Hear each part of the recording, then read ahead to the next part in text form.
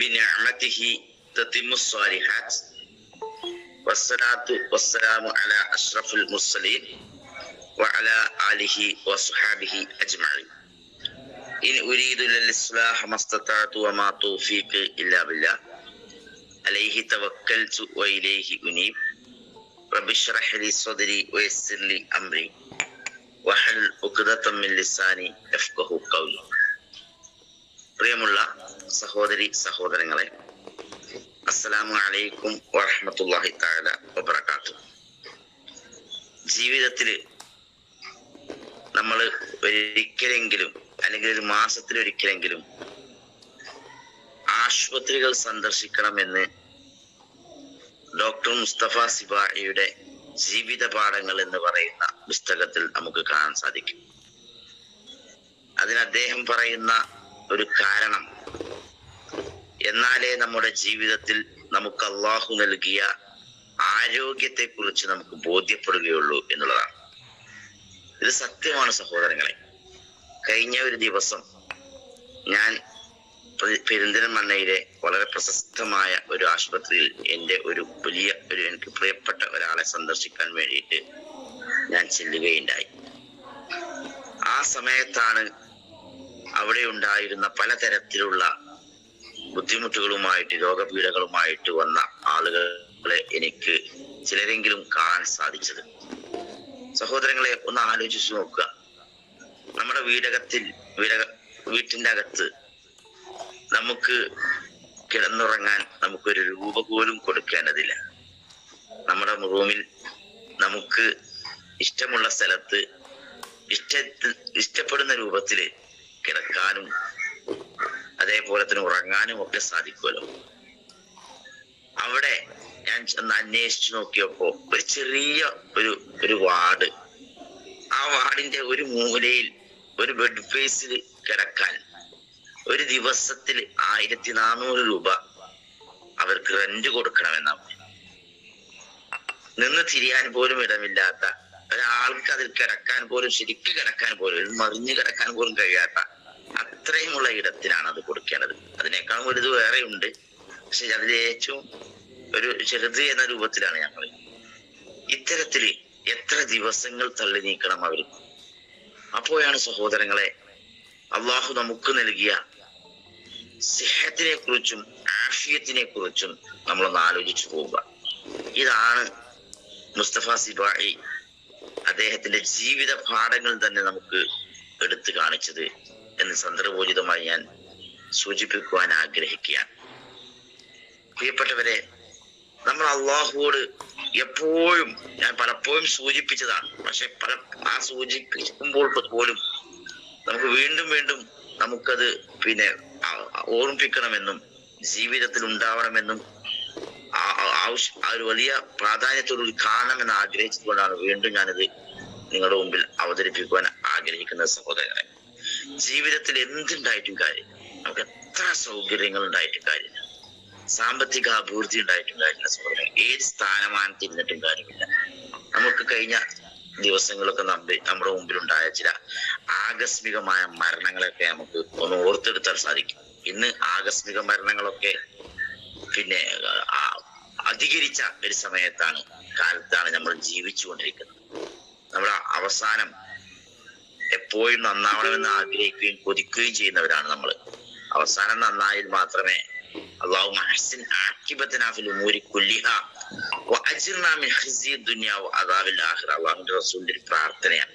നമ്മുടെ അവസാനം, എല്ലാ കാര്യങ്ങളുടെയും അവസാനം അഹ്സനായി മാറും, നന്നാവണം എന്ന് നമ്മൾ എപ്പോഴും ആഗ്രഹിക്കുകയും കൊതിക്കുകയും ചെയ്യുന്നവരാണ്.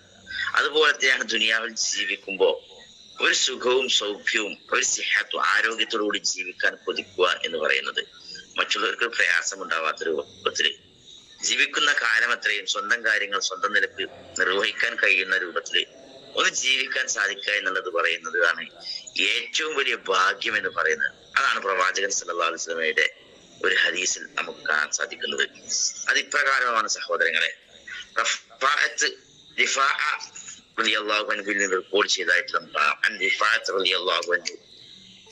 അദ്ദേഹം പറയുകയാണ്, കാമ അബൂബക്കർ സിദ്ദീഖ് റളിയല്ലാഹു അൻഹു അലൽ മിംബരി സുമ്മ ബക. നബി സല്ലല്ലാഹു അലൈഹി വസല്ലമ വഫാത്തായ ശേഷം അബൂബക്കർ ഒരിക്കൽ മിമ്പറിൽ കയറി. എന്നിട്ട് അദ്ദേഹം കരഞ്ഞുകൊണ്ട് പറഞ്ഞു, സുമ്മ ബക ഫഖാല, കരഞ്ഞുകൊണ്ടാണ് അദ്ദേഹം പറയുന്നത്, കാമ റസൂലുള്ളാഹി സ്വല്ലല്ലാഹു അലൈഹി വസല്ലമ, റസൂൽ കരീം സ്വല്ലല്ലാഹു അലൈഹി വസല്ലമ ആമ അവ്വലി അൽ മിമ്പരി സുമ്മ ബക, റസൂൽ കരീം സ്വല്ലല്ലാഹു അലൈഹി വസല്ലമ ഒന്നാം വർഷത്തിൽ, അതായത് മദീനയിൽ വന്ന ഒന്നാം വർഷത്തിൽ മിമ്പറിൽ കയറിയ ശേഷം കരഞ്ഞുകൊണ്ട് പറഞ്ഞു എന്ന് അബൂബക്കർ സിദ്ദീഖ് റളിയല്ലാഹു അൻഹു ആ മിമ്പറിൽ തന്നെ കരഞ്ഞുകൊണ്ട് പറയുകയാണ്. സഹോദരങ്ങളെ, എന്താണ് പ്രവാചകൻ സല്ലല്ലാഹു അലൈഹി വസല്ലം പറഞ്ഞത്? ഇസ്അലുല്ലാഹൽ അഫ്വ വൽ ആഫിയ, ഇസ്അലുല്ലാഹ അൽ അഫ്വ വൽ ആഫിയ, നിങ്ങൾ അല്ലാഹുവിനോട് വിട്ടുവീഴ്ചയും സൗഖ്യവും തേടുക.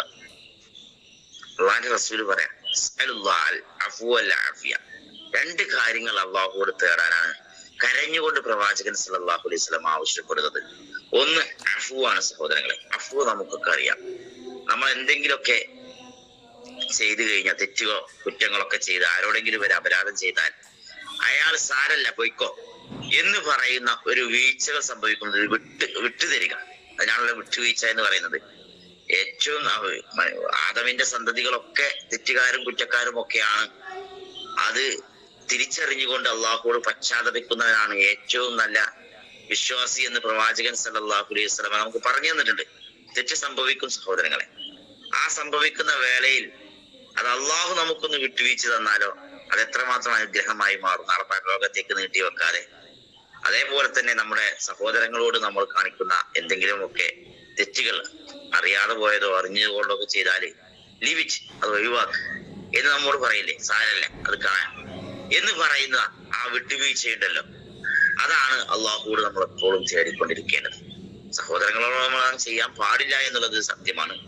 എന്നാൽ സംഭവിച്ചു പോയിട്ടുണ്ടെങ്കിൽ ആ സഹോദരൻ നമുക്കത് പുറത്തു തന്നാൽ, അല്ലെങ്കിൽ നമുക്ക് വിട്ടുവീഴ്ച ചെയ്തു തന്നാൽ അത് നമുക്ക് വലിയ അനുഗ്രഹം തന്നെയാണ്. കാരണം സൃഷ്ടികളുടെ കണക്കനുസരിച്ചായിരിക്കും, അല്ലെങ്കിൽ സൃഷ്ടികളുടെ ബോധ്യപ്പെടുത്തൽ അനുസരിച്ചായിരിക്കും നാളെ പരലോകത്ത് അള്ളാഹു സൃഷ്ടാവായ റബ്ബ് നമ്മുടെ കണക്കുകൾ അല്ലെങ്കിൽ നമ്മുടെ കർമ്മങ്ങൾ സ്വീകരിക്കുക എന്ന് നമ്മൾ മനസ്സിലാക്കേണ്ടതുണ്ട്. ആ പൊരുത്തപ്പെടിച്ചായിരിക്കണം നമ്മൾ എന്നും ജീവിക്കേണ്ടത് എന്ന് നമ്മൾ ഓർക്കേണ്ടതുണ്ട്. എന്നാൽ റബ്ബിന്റെ അടുക്കൽ അള്ളാഹു നമുക്ക് വിട്ടുവീഴ്ച തന്നില്ലെങ്കിലോ നമ്മുടെ കർമ്മങ്ങളെല്ലാം തന്നെ പാഴായി പോകുന്ന അവസ്ഥ ഉണ്ടാവും. അതുകൊണ്ട് ഒന്ന് അഫ്വ തന്നെയാണ്, ഞാൻ അതിലേക്ക് വിശദീകരിക്കുന്നില്ല. രണ്ടാമതാണ് നാം സഹോദരങ്ങളെ ഞാൻ പറഞ്ഞ വിഷയം, അതാണ് അൽ ആഫിയ വൽ ആഫിയത്ത് എന്ന് പറയുന്നത്. എന്താ ആഫിയത്ത് എന്ന് പറഞ്ഞാല് സൗഖ്യമാണ് സഹോദരൻ. സൗഖ്യം, സുഖം ഉണ്ടാവുക എന്ന് പറയില്ലേ. എങ്ങനെ എന്തൊക്കെയുണ്ട് വർത്താനം, സുഖം തന്നെ എന്ന് നമ്മൾ സാധാരണ ഔപചാരികമായിട്ട് പറയാറുണ്ട്.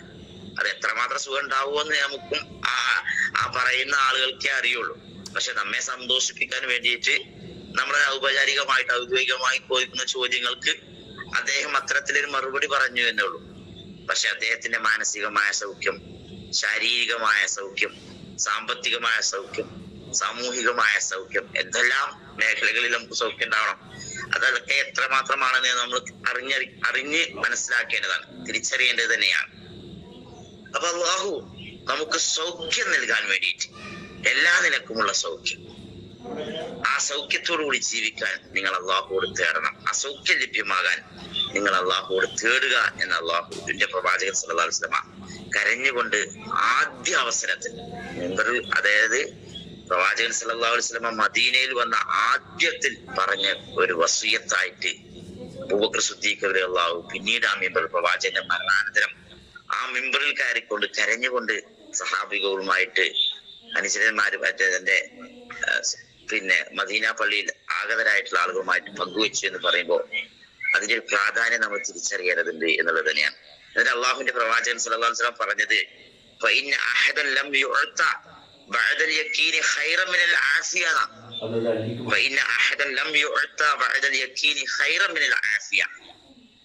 ദൃഢവിശ്വാസത്തിന് ശേഷം, ഈമാനിന് ശേഷം നമുക്കൊക്കെ ഇസ്തിഖാമത്തോട് കൂടിയിട്ട് നിലനിൽക്കാൻ സാധിക്കണം, ദീനിൽ ഉറച്ചു നിൽക്കാൻ സാധിക്കുക. അതാണ് യഖീനോട് കൂടിയിട്ട് അള്ളാഹു ദൃഢമായി വിശ്വസിക്കുന്നതോടൊപ്പം ശേഷം, ദൃഢവിശ്വാസത്തിന് ശേഷം സൗഖ്യത്തെക്കാൾ മികച്ച ഒരു നന്മയും ആർക്കും നൽകപ്പെട്ടിട്ടില്ല. സൗഖ്യത്തെക്കാൾ മികച്ച ഒരു നന്മയും ആർക്കും നൽകപ്പെട്ടിട്ടില്ല. നമ്മുടെ വിശ്വാസം കഴിഞ്ഞാൽ അള്ളാഹുവിലും പരലോകത്തിലൊക്കെ ഉള്ള ഉറപ്പായ വിശ്വാസത്തിന് ശേഷം നൽകപ്പെട്ട ഏറ്റവും നല്ല നന്മ എന്ന് പറയുന്നത് അത് സൗഖ്യമാണ് എന്ന് നമുക്ക് തിരിച്ചറിയാൻ സാധിക്കണം സഹോദരങ്ങളെ. അതിനുവേണ്ടി തേടാൻ നമ്മൾ കൊതിക്കണം, അതിനുവേണ്ടി തേടിക്കൊണ്ടേയിരിക്കണം. എന്ന് മുമ്പൊരിക്കൽ ഞാൻ തന്നെ ഇവിടെ ക്ലാസ് സൂചിപ്പിച്ചിട്ടുണ്ട്. അള്ളാഹുവിന്റെ പ്രവാചകർക്ക് വന്നിട്ടുള്ള ദുനിയാവിലും ആഫിയത്തിലും എനിക്ക് സൗഖ്യം നൽകണമെന്നും ഉമ്മു സലമ റളിയല്ലാഹു റിപ്പോർട്ട് ചെയ്ത ഹദീസിൽ തന്നെ കാണാൻ. എന്താണ് അള്ളാഹുവിന് ഏറ്റവും പ്രിയപ്പെട്ട പ്രാർത്ഥന എന്ന് ചോദിച്ചപ്പോൾ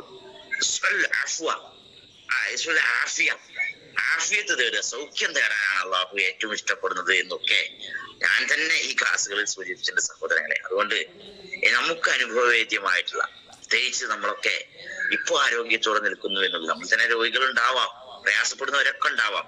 പക്ഷെ ഹോസ്പിറ്റലുകളിലും ആശുപത്രികളിലും ഒക്കെ അഡ്മിറ്റായിട്ട് പ്രയാസപ്പെടുന്ന ആളുകളെ കാണുമ്പോഴാണ് അള്ളാഹു നമുക്ക് നൽകിയ ഈ സൗഖ്യവും ആരോഗ്യത്തെ കുറിച്ചും സിഹത്തിനെ കുറിച്ചൊക്കെ നമ്മൾ ബോധ്യമാവുകയും അത് തുറത്തി തരുവാനും മറ്റുള്ളവർക്ക് കൊടുക്കണമേ എന്ന് പ്രാർത്ഥിക്കാനൊക്കെ നമ്മുടെ മനസ്സ് വെമ്പുകയുള്ളൂ, അല്ലെങ്കിൽ നമ്മുടെ മനസ്സ് ആഗ്രഹിക്കുകയുള്ളൂ. എപ്പോഴും നമ്മുടെ കൂടെ ഉണ്ടാവുന്ന ഒരൊറ്റ പ്രാർത്ഥന. അള്ളാഹു നമ്മുടെ പ്രാർത്ഥനകളൊന്നും തടയപ്പെടുകയില്ല. അള്ളാഹു ഏറ്റവും ലജ്ജാശീലനാണ് അള്ളാഹു, ഉദാഹരണമാണ് അള്ളാഹു. അള്ളാഹുലേക്ക് നമ്മൾ കൈകൾ നീട്ടിയാൽ അത് തിരിച്ച് വെറും കൈയോടെ അള്ളാഹു മടക്കുകയില്ല എന്ന് കൂടി പ്രവാചകൻ സല്ലല്ലാഹു അലൈഹി വസല്ലം പറഞ്ഞു വെക്കുന്ന സഹോദരങ്ങളെ. അതുകൊണ്ട് നമ്മൾ അള്ളാഹുവോട് തേടിക്കൊണ്ടിരിക്കണം, അഫുവിന് വേണ്ടി തേടിയണം, ആഫിയത്തിന് വേണ്ടി തേടണം എന്ന് മാത്രമാണ് ഈ സന്ദർഭത്തിൽ ഓർമ്മിപ്പിക്കുവാനുള്ളത്. സൗഖ്യത്തോടു കൂടി ജീവിക്കാനും സൗഖ്യത്തോടു കൂടി പരലോകത്ത് ചേരുവാനും അങ്ങനെ നമ്മളെ കൂടെയുള്ളവർക്ക് സൗഖ്യം തേടുവാനും അങ്ങനെ അള്ളാഹുവിന്റെ ഏറ്റവും അനുഗ്രഹം യഖീനിന് ശേഷം, ദൃഢവിശ്വാസത്തിന് ശേഷം അള്ളാഹു നൽകിയ ഏറ്റവും വലിയ നന്മ എന്ന് പറയുന്ന സൗഖ്യം അള്ളാഹു നമുക്കൊക്കെയും നിലനിർത്തിരുമാറാവട്ടെ. അള്ളാഹു നമ്മുടെ ബന്ധപ്പെട്ട ആളുകളുടെ പ്രയാസങ്ങളെ നീക്കി അവർക്ക് ആഫിയത്തും സിഹത്തും പ്രദാനം ചെയ്യുമാറാവട്ടെ. വആഖിറു ദഅവാനാ അനിൽ ഹംദുലില്ലാഹി റബ്ബിൽ ആലമീൻ. അസ്സലാമു അലൈക്കും വറഹ്മത്തുള്ളാഹി തആല വബറകാതുഹു.